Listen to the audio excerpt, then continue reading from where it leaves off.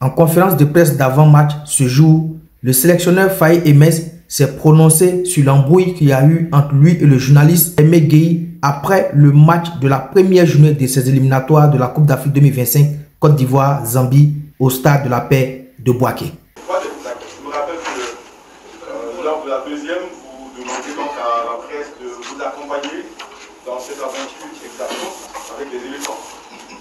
Aujourd'hui, nous sommes partants, pour moi, du pompier. Est-ce que vous serez d'accord avec moi que bon, au sortir de Bouaké, il y a eu cette entreprise à faire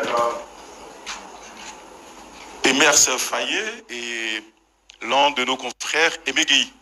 Est-ce que pour que nous puissions marcher dans la ligne droite que vous voyez, qui pourrait nous amener au Maroc avec beaucoup de joie, est-ce que vous seriez prêt à justement fumer le calumet de la paix avec Aimé Gueye qui est dans la salle, qui sûrement ne va pas poser de questions? C'est dommage qu'il ne pose pas de questions. Moi, j'ai jamais fermé aucun journaliste à poser des questions. Après, il faut différencier les questions et les suggestions. Donc, vous êtes des journalistes, je pense que vous êtes là pour poser des questions, justement.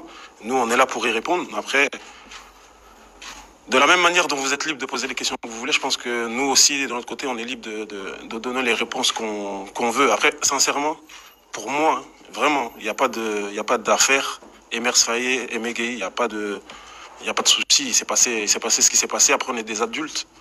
Comme je l'ai demandé sur la conférence de presse d'annonce de liste, j'ai demandé à ce que les journalistes marchent avec la délégation. Déjà, on a le public est avec nous. Donc, quand j'ai demandé ça, c'est pas en pensant qu'il y avait des querelles ou des animosités entre les journalistes et moi. Donc non, franchement, on est des adultes, on est en famille. Et quand on est en famille, il y a souvent des tensions. Mais à partir du moment où moi j'ai passé la porte de la salle de conférence à Bouaké, pour moi, tout était derrière et on continue à avancer en regardant ce qui se passe devant.